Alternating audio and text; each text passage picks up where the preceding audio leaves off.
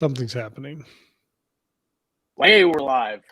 We are live on location. Yes, we don't have the cool little intro kind of thing going on right now because I wasn't sure I could do it on the iPad. But it looks like it's working, I think. Hey, everybody. Welcome to another episode of Live. I am Josh Hayes here with Scott Moon and Blake Arthur Peel.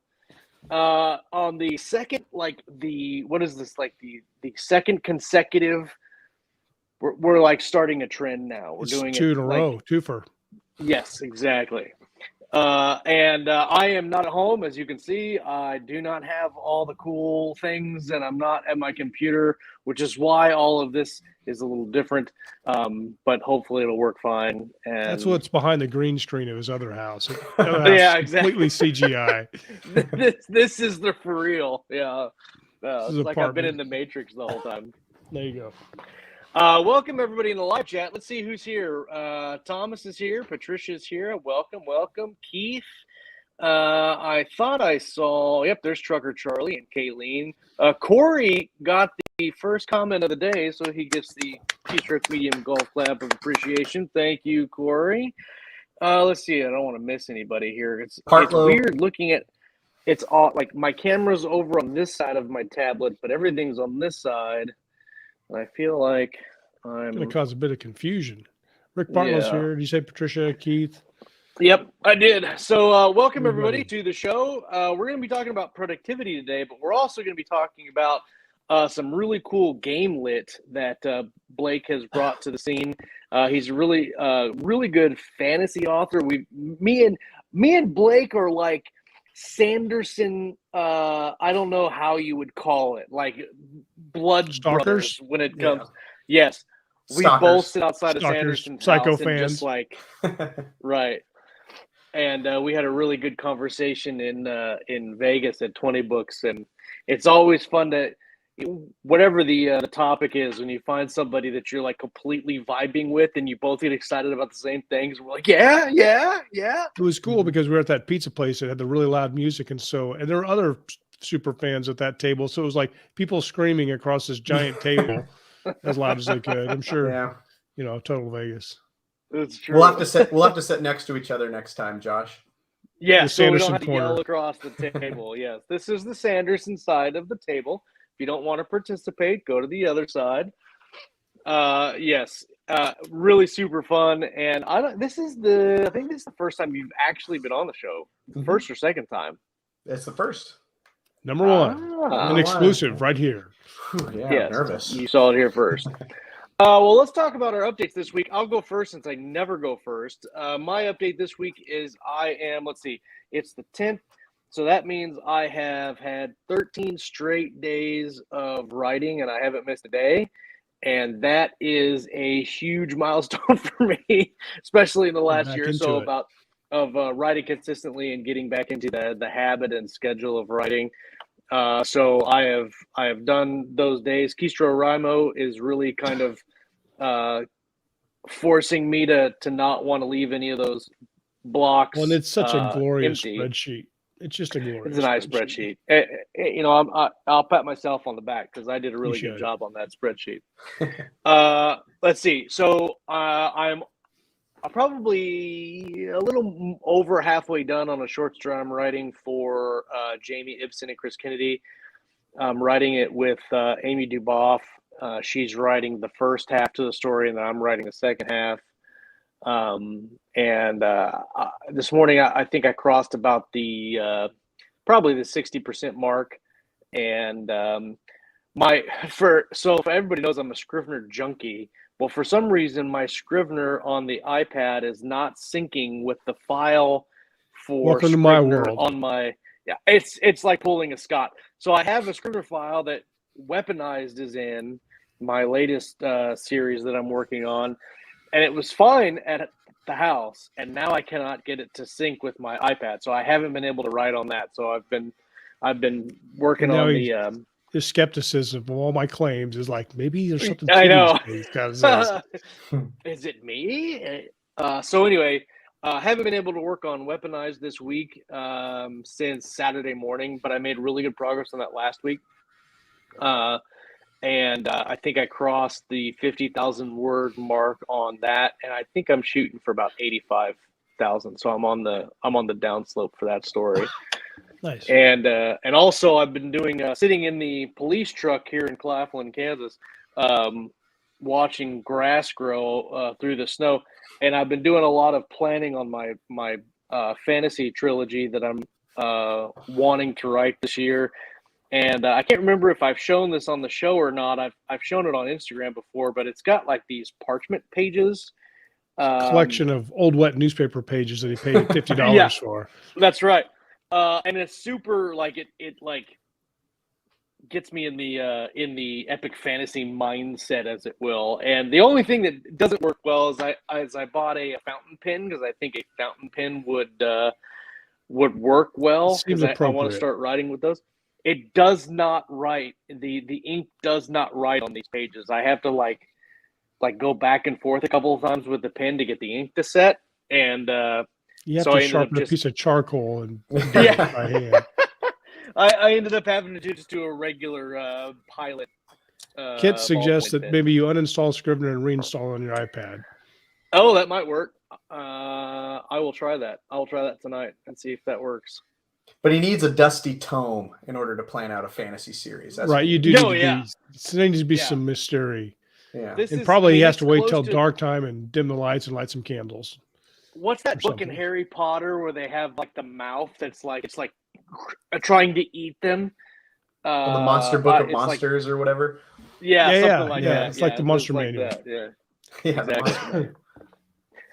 But other than that, not a whole lot. I am still doing the Baen radio podcast, and just finished The Deep Man, which I think comes out the 14th, and I'm going to do an interview on that on Wednesday. And that was a really good book. It was kind of a mix between Dune and the first Honor Harrington books by David Weber. It really kind of had that mystical vibe that Dune kind of has, and then the really good smart mill sci-fi that David Weber did at the first 7 or 8 Honor Harrington books. So that's it for me. What about you, Scott? I was going to stare and be like, I don't know what to say. No, Smile. I've been working on Reaper 13, trucking along on that. I think about 37,000 words in. And then I got edits back on Blue Sun Armada 3. So I've been going through a new edits. Our very own Kalene is editing this one.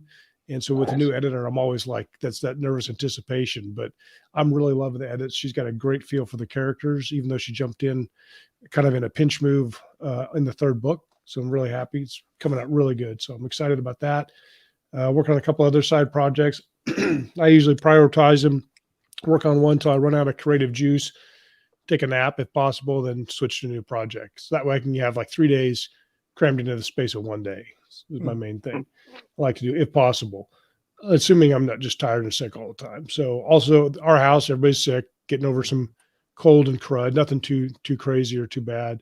We're still moving. We put off we're not going to list our house. We're going to list it this week, but we're going to list it next month just because we have plenty of time. And you can see by my wall, I've made no progress in packing at all. Our realtor wants us to leave the house furnished for the pictures. So I have to stage my bookshelf a little bit, even though I have 4 boxes of books packed away. Because I don't know if you know, all my books back there are like triple layered. So because I have too many books to store, and so I put like books behind books behind books. I think we all do that. Right? Yeah. So you need more shelf space. Yeah, I do. Well, we have some upstairs. We have more bookshelves. We had a pizza delivery guy, and I can't remember what country he was from, but he was just staring into our house one time. This has been years ago.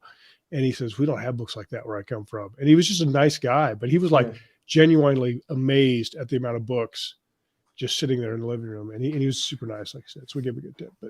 But yeah, so I have lots of books that I'll probably never read again, even though I always say I'm going to. But some of them I read 3 or 4 times. But I digress. This week, work was busy and cold. We had 1 homicide like the last day before I came back. And let's see what else.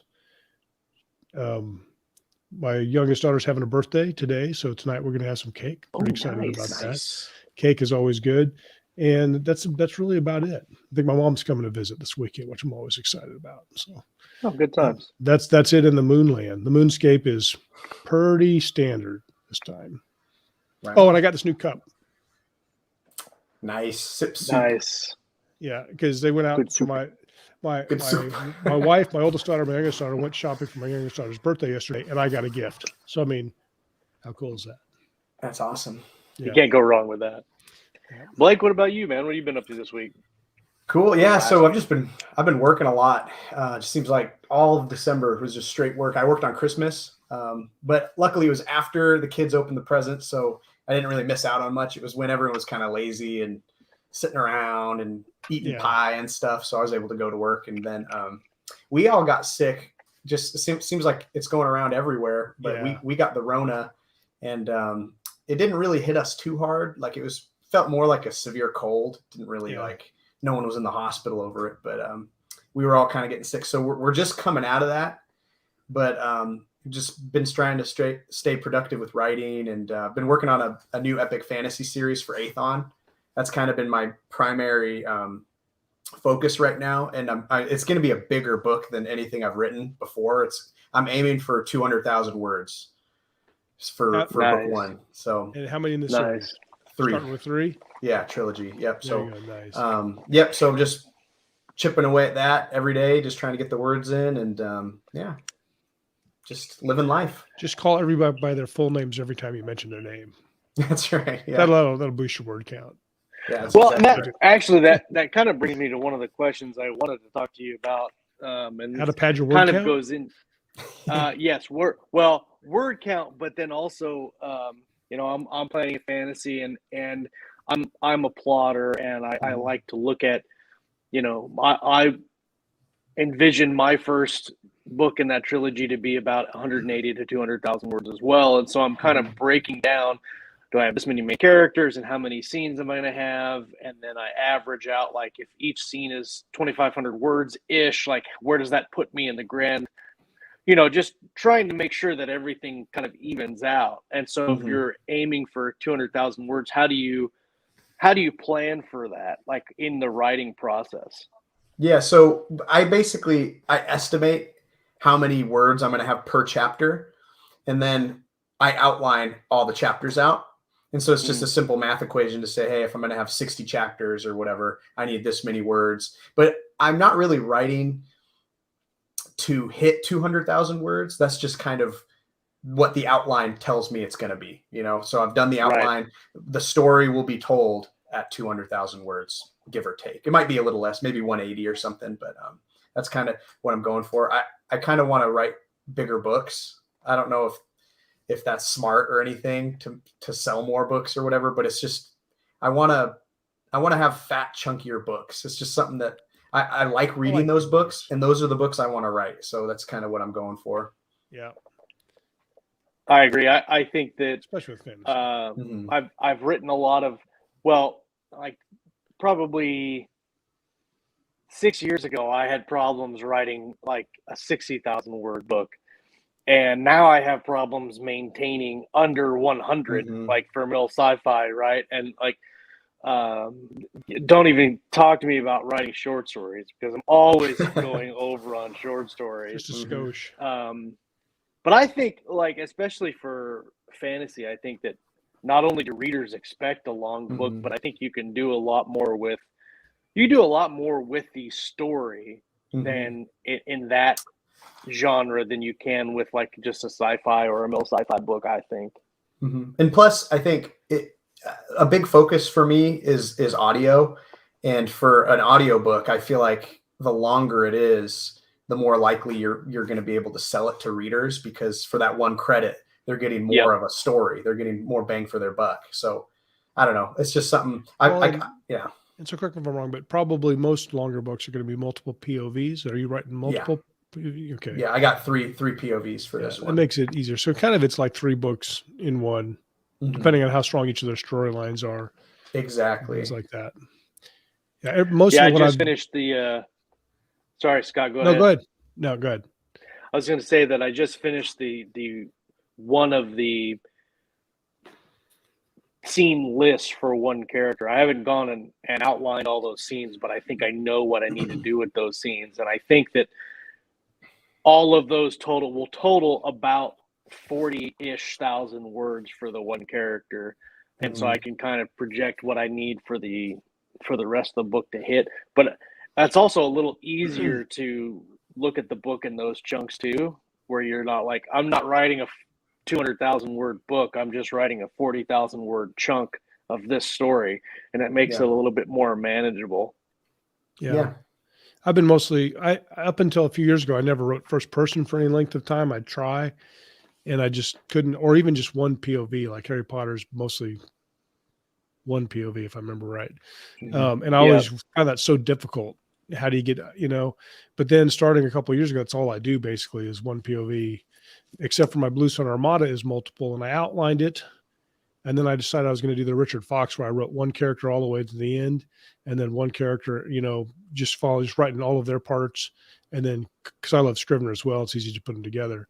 So I had this probably a fourth line character in the other books, and I wrote her part first, and it was 45,000 words of a 100,000 word book. I'm like, this is how big books happen, because there was at least three other main points of view. I'm like, this book's going to be 200,000 words long. So I had to go in there and tighten some things up and change it. But yeah, that's, I think the main thing is if you don't restrain yourself and you let each of those stories kind of play out to have their own natural arc and more fully developed, you can get a very long book pretty quickly.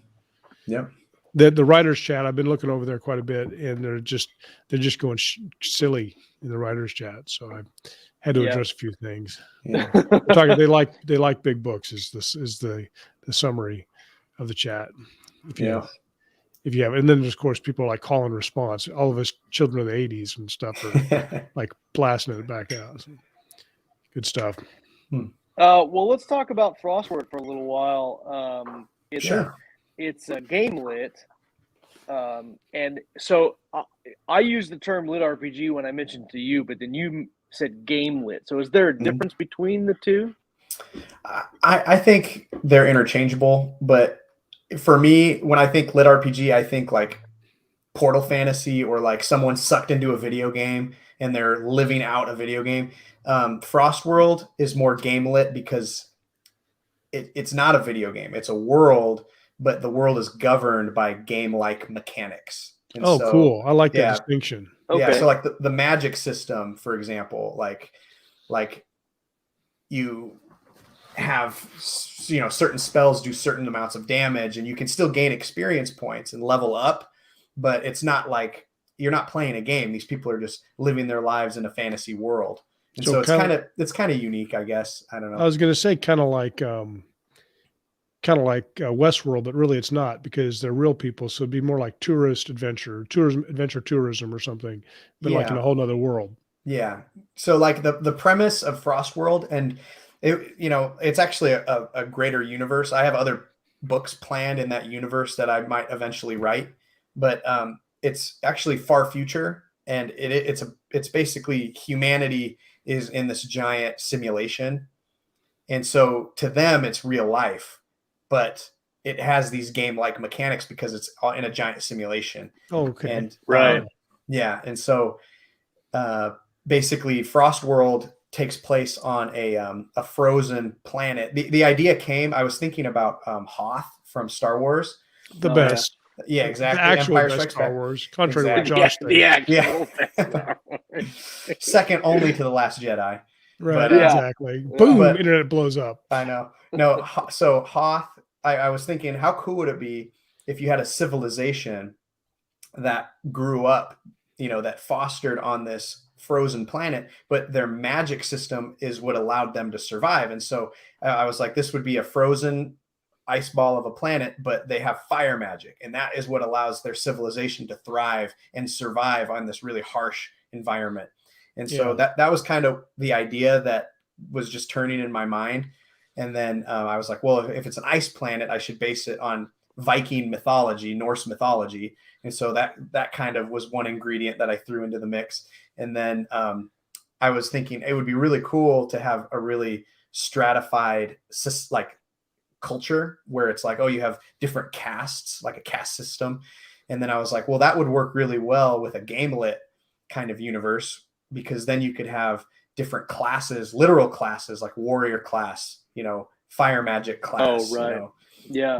And so I kind of had all these thoughts that kind of all culminated in this story that I ended up writing for Aethon, and it's done fairly well, and it was fun to write, and I was kind of dipping my toes into that water as my first experience writing game lit, and so I had fun with it, and I have other game lit / lit RPG stories that I have in the pipe.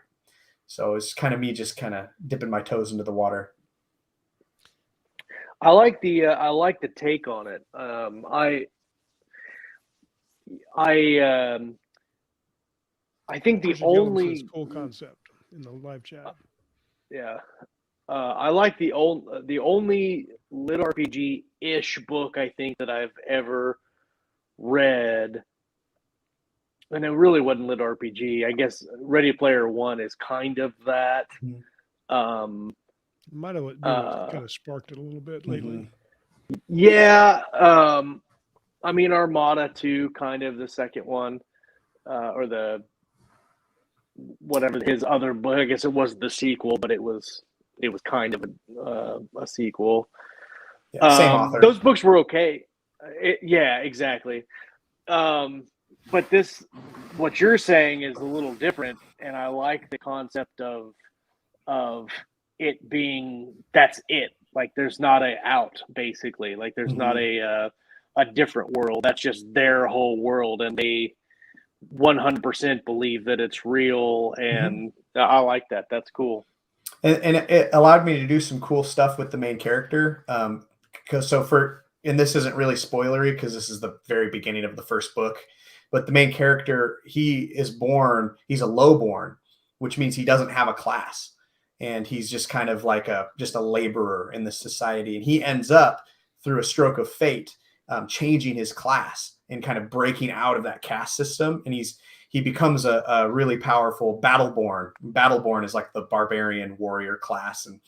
And because the society is so structured around classes, and it's like, this is reality for them, he makes a lot of enemies and a lot of waves, and it causes a lot of problems because people are like, wait, you don't change your class. Like you're born in that class. And so it allowed me to do some pretty cool stuff with his character and with all the other side characters, and kind of built this story out. And lots of tension right off the bat. Exactly. This is not going to go well. Well, and different levels of tension too, because not only do you have like, the overarching problem of whatever they're attacking, the survival and all that, but then the meta level of changing class. That's kind of cool. Yeah. Jake Clifton Slater asked, would you consider Ender's Game lit RPG? I don't know that I consider it lit RPG, because the end of it kind of is, because he does think he's in the game at the end. Again, I think I guess you could on some kind of level. I guess you could. I could see it being pre-foundational for game lit. I would say it's like a precursor. Yeah, it kind of maybe paved the way in certain things. I was trying to explain to somebody recently, if you read Ender's Game when it came out, how groundbreaking that was as a concept. But now it's like, you're like, oh yeah, of course, yeah, the remote control. It's not even impressive. But at the time, you're like, oh, you're like mind blown. Or like, what was the Snow Crash? Because Snow Crash was the first, I guess, cyberpunk, living on the internet. And I remember reading Snow Crash and to be having a hard time imagining what it looked like to live in a digital space. I was like, it just wasn't there. But you look back on it now, you're like, that was so far ahead of its time. Very amazing. Like Tron. Yeah. Oh God, I love Tron. Tron is like, my wife hates sci-fi stuff. She hates Star Wars. She can't stand it.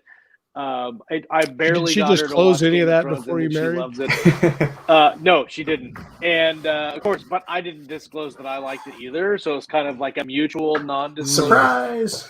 But I showed her the original trailer for Tron the other day. I was like, nice. look, you got to see this. This is one of my favorite movies as a kid.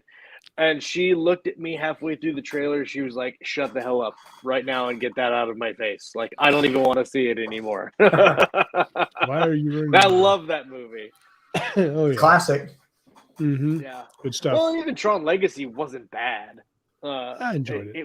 It wasn't to the I mean, I don't think anything can match the original, but anyway. Yeah, it's like the raw novelty of it is neat. You don't see that very often. I mean, I think you probably have a handful of. I think you probably have a handful of movies or books that are like truly have that raw novelty, like Star Wars. Like I always, for my whole life, I said I'd like to see Star Wars for the first time because you went in there not knowing anything about what it was, and everybody walked out of that theater the first time was like, "What just happened to me?" Because that was so like nothing else. It's like the first Matrix movie. Yeah, another one. Or John Wick. Or John Wick. Its own kind of super violent, I'm playing a video game and killing all the bad guys kind of way. Yeah. He killed him with a pencil. Yeah.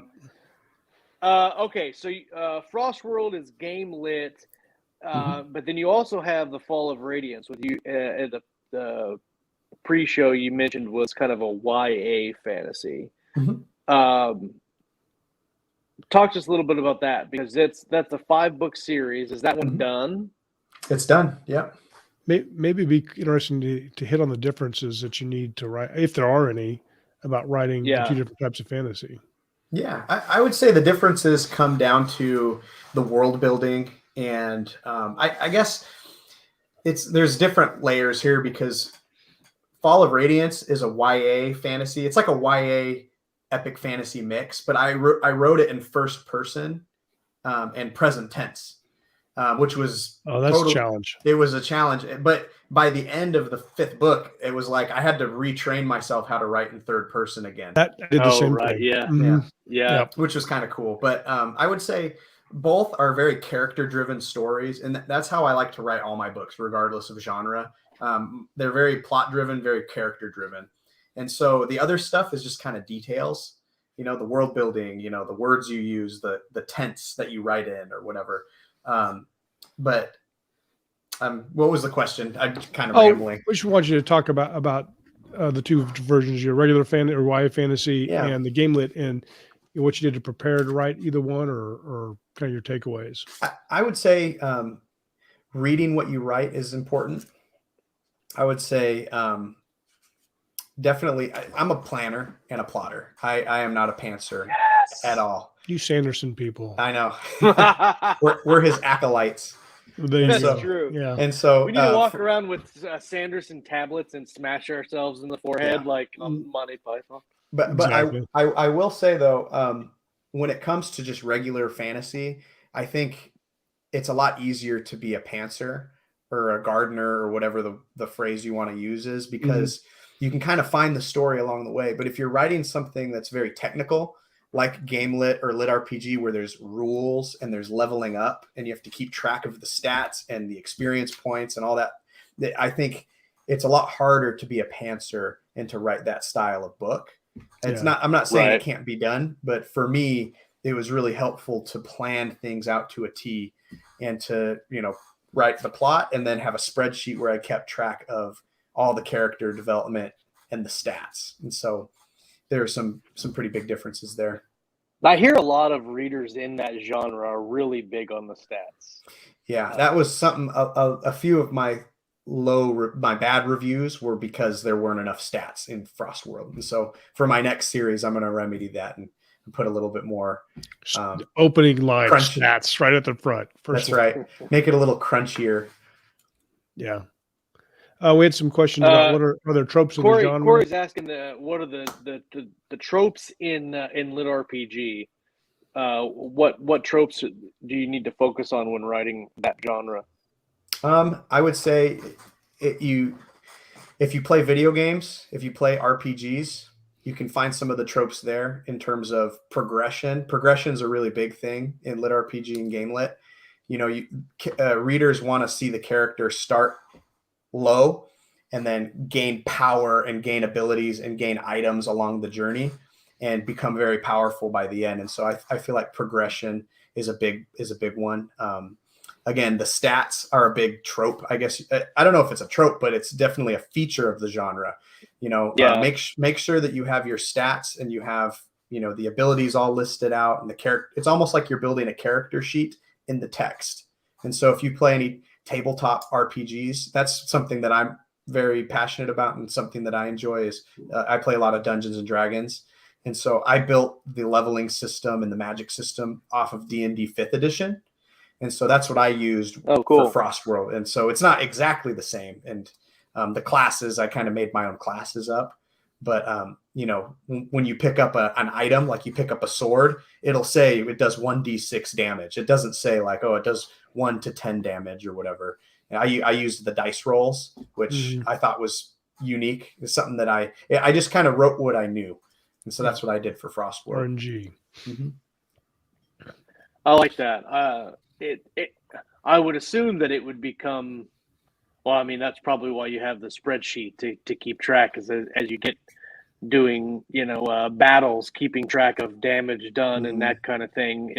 Is that something that, when I write an action scene, for instance, if it's a sword fight and you nick somebody on the arm or something like that, and you work that into kind of the narrative, and maybe that character is now going to be a little bit more protective of that limb as the fight continues or something like that. But from what you're saying, you might need to go a little bit further and say, okay, that blow did such and such damage to his character and he has so many hit points. And do you go into that detail when you're doing the drafting of it? Yeah, I did. But there are also times where you can write yourself into a corner. And I did that a few times. And I've had to kind of either change the draft or change the outline in order to match what I had already written, or I had to go back and change what I wrote in order to match the outline. And so, like, for example, if you're keeping track of damage and you're like, oh man, he's at half health and we're not even halfway through this battle, it's like, I have to figure out how he's going to survive this thing, and he's still going to be taking hits. And so, it presents a lot of unique challenges writing in the genre, but it's cool. And I'm really big at experimenting with my writing. I think that's why I wrote my first series in first person present tense. And then I wrote, Gamelit, and now I'm working on just traditional epic fantasy.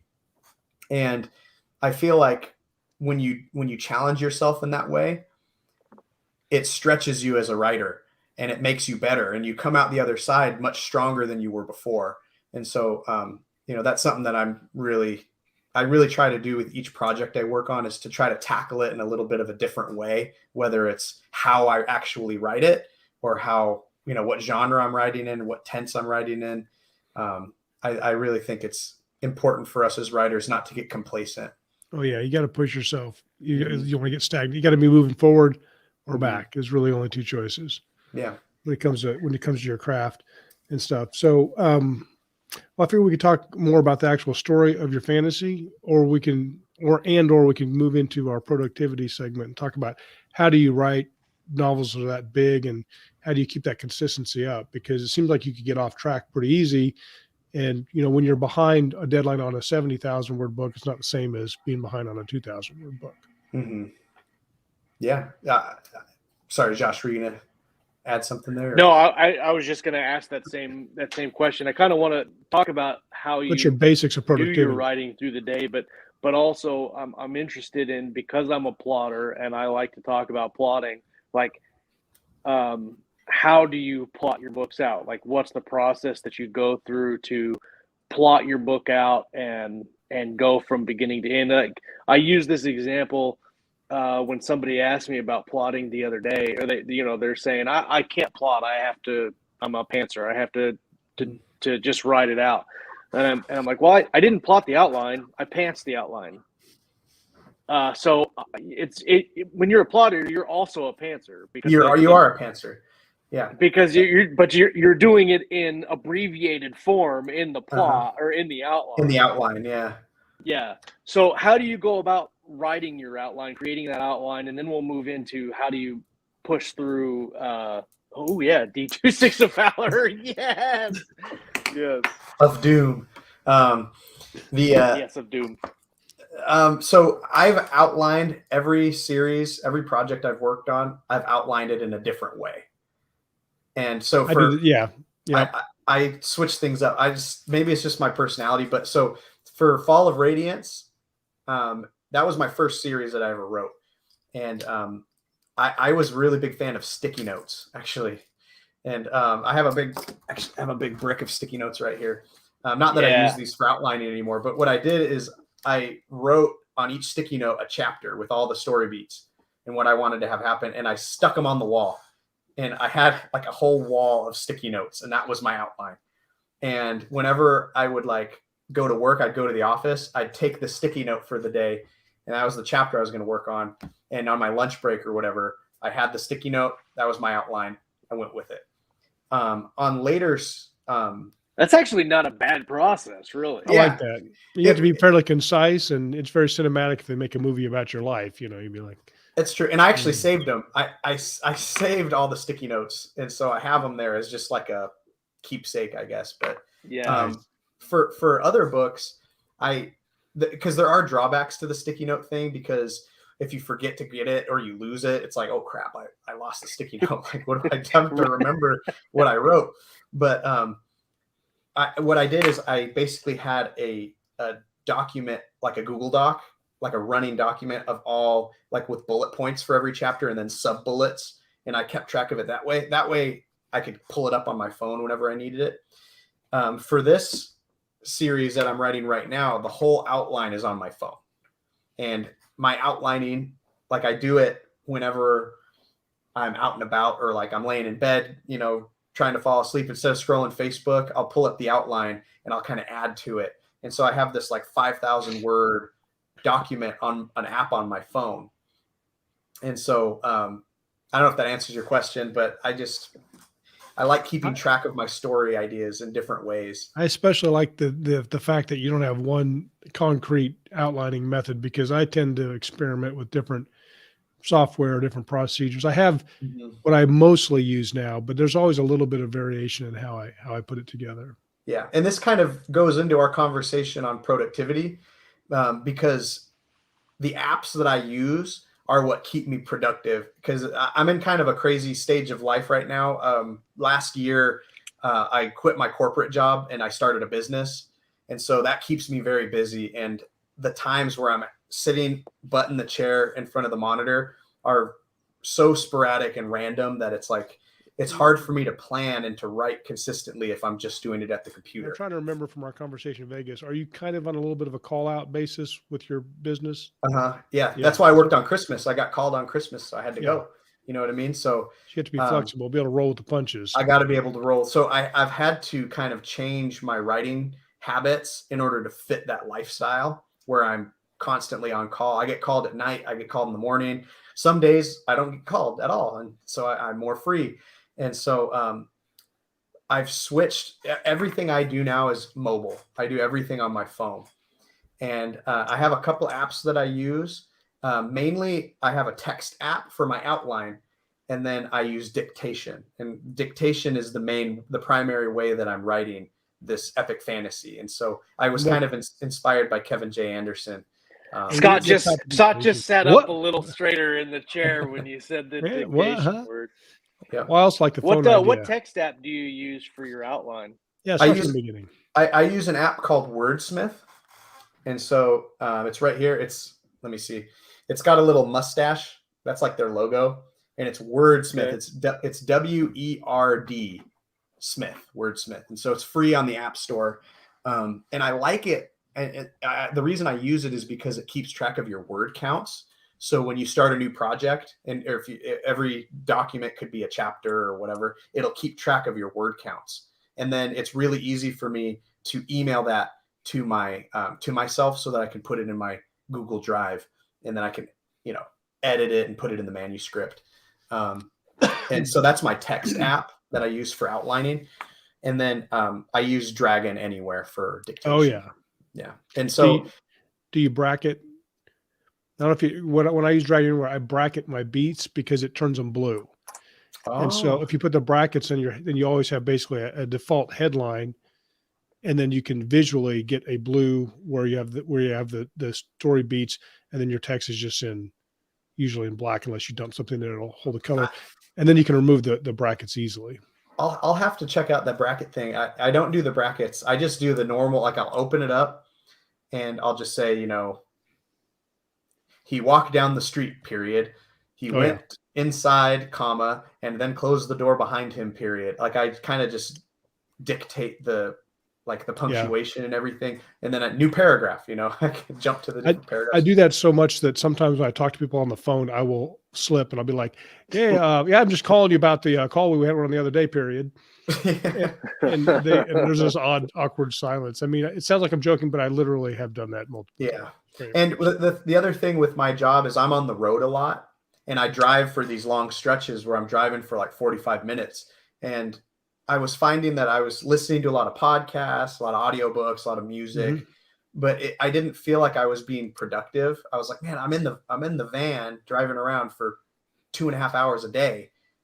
I need to be able to feel like that I'm using that time wisely. And so it's really easy for me to have my phone. I have a mount on my phone, and I could just press the dictation button and then just talk while I drive, How's your sound quality do? Because sometimes I'll have too much sound noise. Of course, I have a loud car, but I haven't had any issues with any sound quality or anything. Use earbuds or just talking into the phone in your car? Just talking into my phone.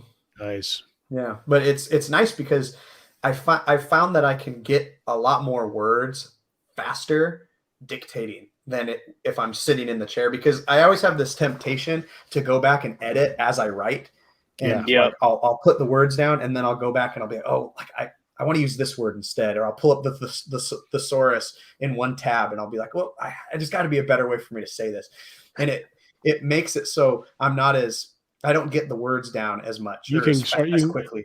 You can you can spend a lot of work polishing something that's probably pretty close to okay, especially the first draft. So how do you deal with fantasy names and other types of things like that? So with Dragon Anywhere, you can actually add the names into the dictionary. Really? And it's pretty cool. Let me see if I can pull it up on my app here. I have not been doing that. Yeah, you can. Yeah. Well, yeah. So it's over here. So I was working on this today.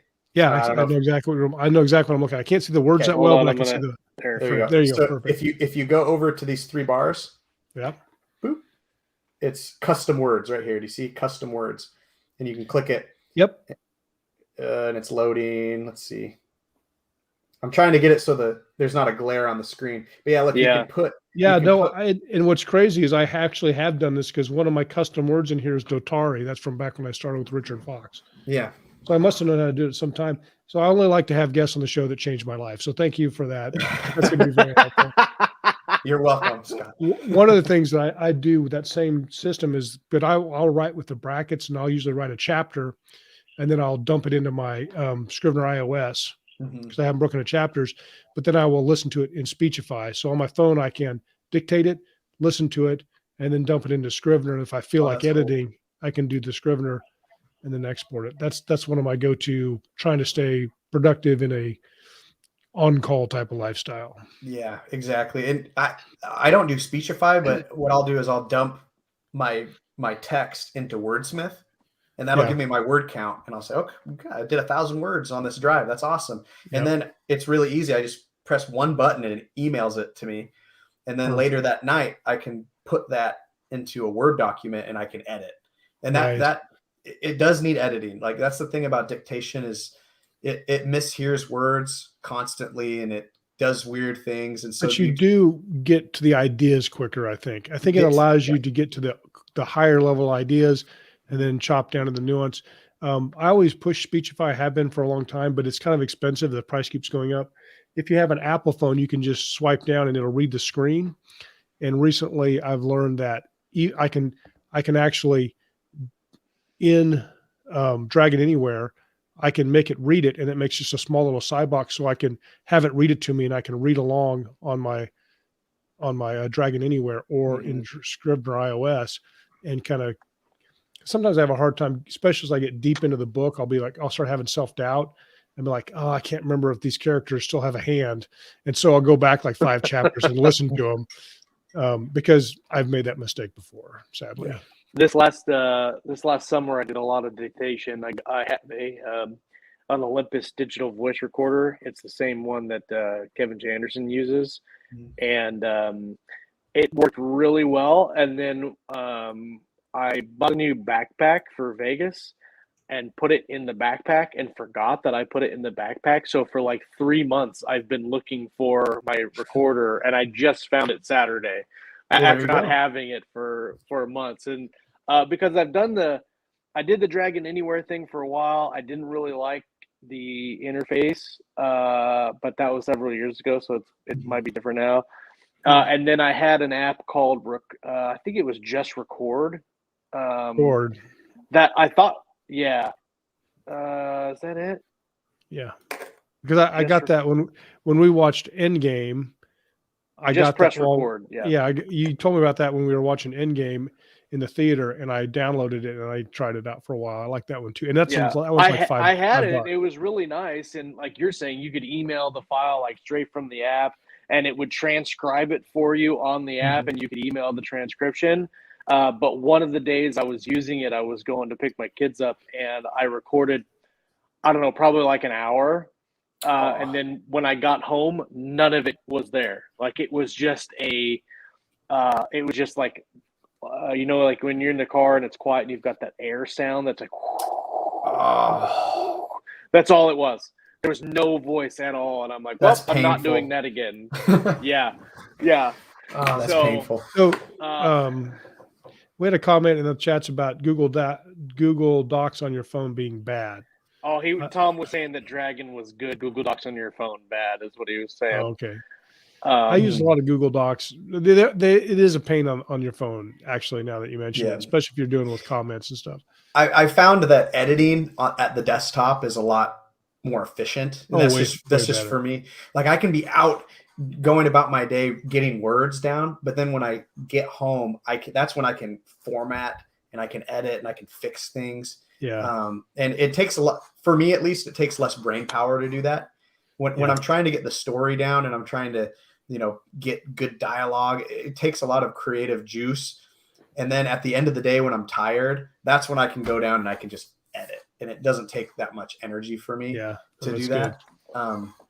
But how many words do you try to get in any given day? What do you have an average count that you try to reach?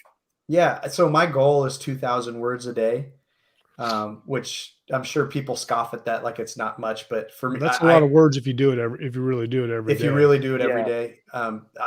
This month I'm getting close. Like I have a total word count on my spreadsheet, and then I have an average per day. My average per day is not 2,000 words a day. That's my goal. Sounds like he's copying my spreadsheet, Scott.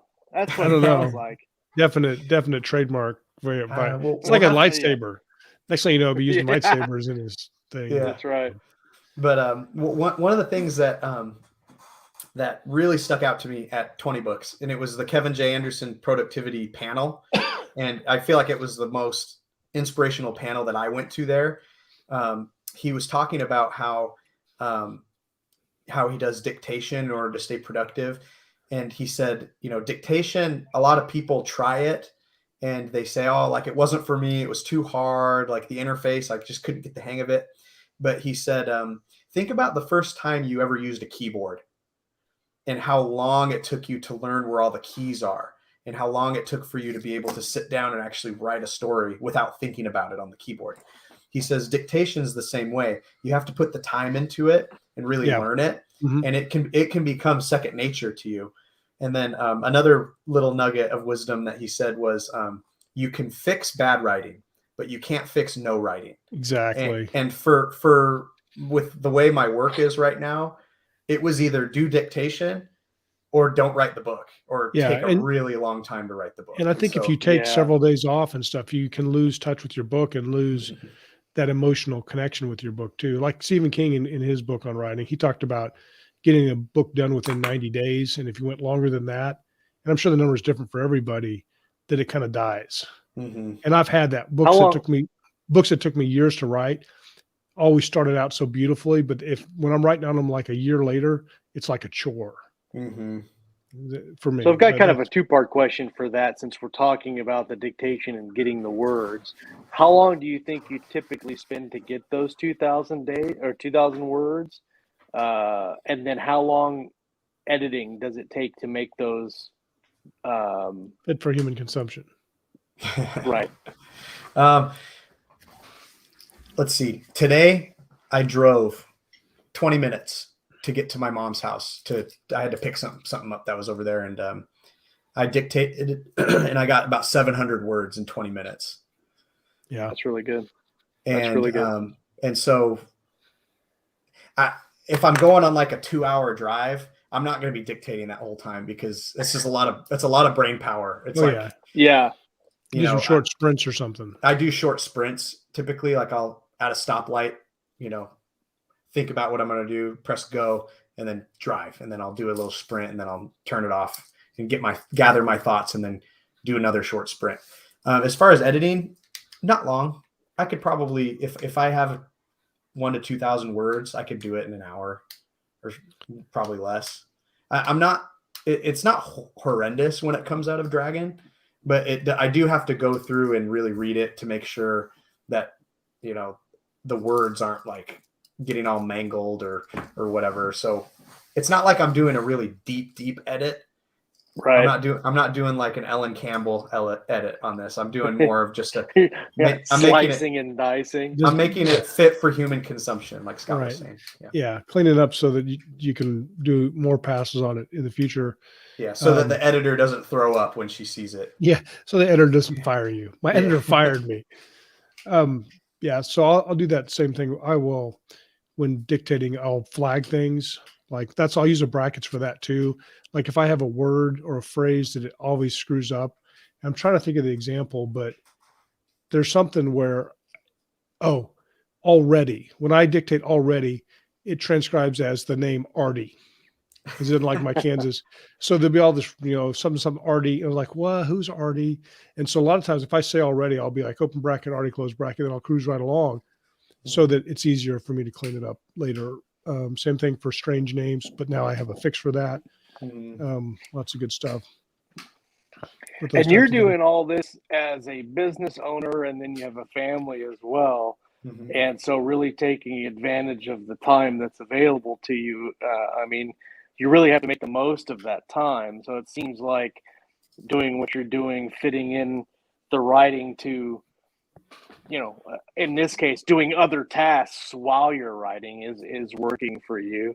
And I assume that you get a lot of support from the family to get the books done. And so let's see, you have 8 out right now, 8 books out right now, and you're working on it. I have 9 because I have one standalone that I did just self-published. Oh, okay. Cool. Yeah. Okay. Gotcha. Well, kids are the master of interruption. Mm-hmm. I keep track of time and word count when I do my writing sessions. And so I used to set my timer and start typing.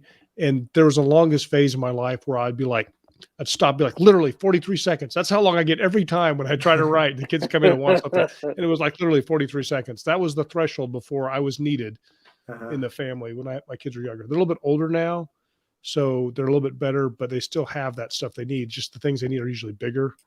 They used to need to, go to the bathroom or have a fruit pop or something. Now they want to go to the mall, and that takes after afternoon or whatever. Mm-hmm. But yeah, well, I think it's important. Go ahead. No, I was going to say it's definitely important to use the time available, but I think that for you, you're doing it in a way that I tried to do and then couldn't do. I tried to do it just when I could. And I can't, for some reason, I have a mental block for that. And I tried that for 2020 and most of 2021. And for me, I have to get up early in the morning and just smash out all the words at the beginning of the day. So I'll get up and smash out 1,500 or 2,000 words. and then feel really good about myself. And then at some point during the day, I can go back and like maybe get 100 here or 100 there or whatever. But to get those big chunks of words, I really have to sit down and smash it right at the beginning of the day. Mm-hmm. It's always ideal to have think some good uninterrupted focus time if you can. Yeah. Sure. Yeah. But if you wait for that, then you'll never get anything done. That's true. Another thing that I do is I'll go on walks. I have a lake by my house. And so it's not always in the vehicle. Sometimes like I was saying, there's a day where I don't get called. And so I will sit at the computer on those days, but sometimes I'll go walk around the lake and dictate. And so I'm getting out in nature, there's trees around me. I'm not like getting some vitamin D. Yeah. I get some vitamin D, get some exercise, but I'm also getting the words out.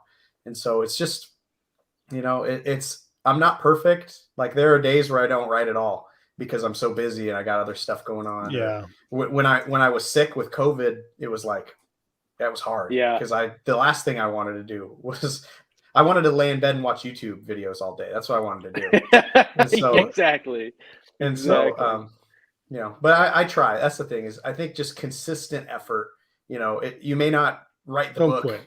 Yeah. Just don't quit. Eventually the book will get written. You just got to stay consistent, and just don't give up.